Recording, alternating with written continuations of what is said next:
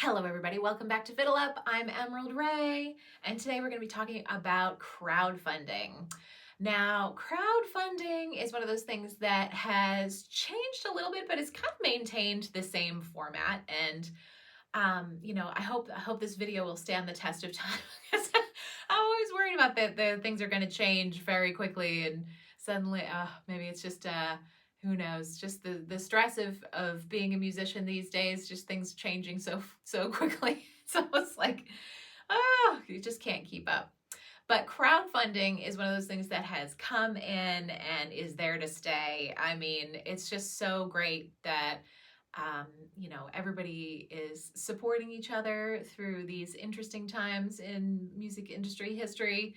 And, all of us who have used crowdfunding over the years are just so eternally grateful to everybody for supporting us in this way. And so in terms of what crowdfunding is when you set up an online campaign.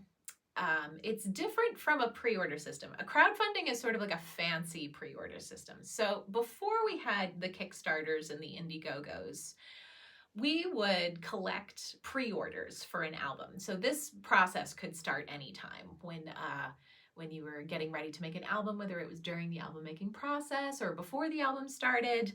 A lot of people would reach out to their fan base and say, hey, we are collecting pre-orders if you want to buy your album early and help us make the record, then that would be great. And so pre-ordering was sort of a very grassroots, every artist didn't do it necessarily. It was just people that wanted to offer that to their fans to kind of help support the record making process. That was just kind of how it was done in the pre-Kickstarter days. Crowdfunding is very advanced compared to that. Crowdfunding is when you get on the internet and you set up a whole page and you have a whole proposal for what your album is going to be, and you propose this to your fan base, and then they pledge money. And at the end of the campaign, they'll be charged money. So this is a very fancy system compared to the old pre-order system where people just kind of like handed you $20 and you put their name on a list and you sent them a CD. It was done, and that was kind of it. It was pretty simple. You maybe got a thank you card, but other than that, it wasn't anything quite as fancy as the crowdfunding thing. With crowdfunding, you can raise a lot more money, that's for sure. But you have to have a lot going into it. And I'm sure you've seen a Kickstarter campaign before, so you have some idea of what's going into it. But the main pieces are, you have to have a killer video most of the time. Things are changing just a little bit. I've seen more campaigns these days with no video. So maybe sort of post-pandemic, people are giving artists a little break on having to make too many things or get the band together or whatever. I don't know what's going on, but I have seen people raising money without videos. So, but who knows? I would say definitely just have a video. That's a good thing to do for sure. A video describing your entire proposal and your entire budget. What some of the rewards that people are going to be offered, just all the info, just kind of a very good overview of the whole project is good.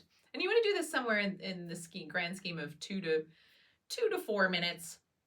Anything like that, people are going to start to lose attention span. Attention span is a big thing now. So I would say 2 to 4 minutes is probably good. Like the length of a track, So if you have some of this music recorded already, if you can make a demo of your album, then it's a good idea to go ahead and just play the music that you're about to make, and put that behind the video, and then get on and tell them a good story, tell them your story, tell them what this album's going to be. Put a big smile on, get everybody really excited about what's about to happen, tell them what they're going to get for their rewards, tell them when the album's going to come out and all that stuff, and put some nice energy, some creative energy into the video. And then you will be off to the races. I made a video. The first crowdfunding video I ever made was years and years ago.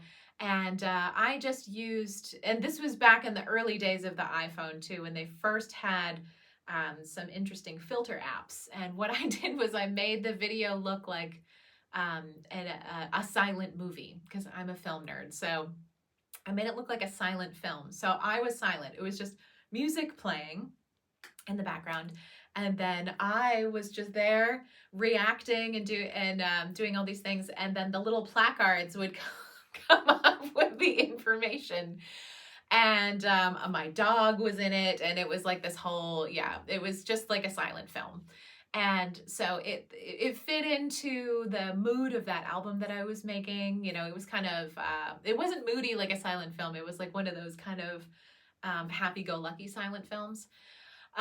So it really fit in with the album that I was making. And, you know, it was just an easy but creative way for me to make a video with absolutely no budget. I just did it on my phone, and that was it. And so I kind of just like raised the money and then didn't think about it. I forgot about it, actually. Completely forgot about this video that I made. And years ago, I ran into this really well-known mastering engineer who lives in DC, and he met me at a conference, and he goes, "You're the girl from that Kickstarter video." It turns out that he had pulled my video from the website and was using it to show it to his artists that were coming in, who were like well-known artists. Like, he was like, "Here's how you make a Kickstarter video with no money. This is how you do it." So that's so great. And so, you know, it's just, you know, you never know. Just put, you know, a little creativity, a little elbow grease goes a long way, and people do really appreciate it. They really do. You know, when it comes to video making. So, one of the very, very successful Kickstarter campaigns at the very beginning of successful Kickstarter campaigns was, of course, punk rock artist Amanda Palmer, and her video was just her in a kimono with some poster board, and that was it. And she raised $1 million for the first time on Kickstarter. So it really doesn't need to be fancy. Creativity goes a long way, which is awesome. So once you have your write-up, you have your budget. So you want to go ahead and make a budget for the album, and you want to do a nice big long write-up, and you know, tell people your story, tell them, you know, what you want to do, how they can help, and you know, all the different pieces of the puzzle that you need. Put it all together. And then you can create your rewards, which should be based on, you know, whatever works for your band. You know, if you have you know, there's people do all kinds of creative stuff, like you know, if you're a very traditional Celtic band of some variety, you know, you might offer to bake people some oatcakes and send it to them. That's like, I've seen all kinds of things like that.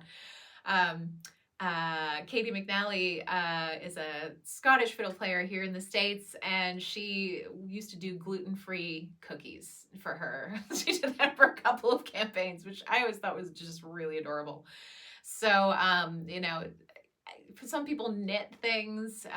You know, I've seen all kinds of creative craft projects come up for all of the artists that come up with this stuff, which I'm very jealous, because I'm not particularly crafty. So I'm always like, oh man, I wish I could do stuff like that. So, you know, maybe someday, you never know, I might come up with some crafting things.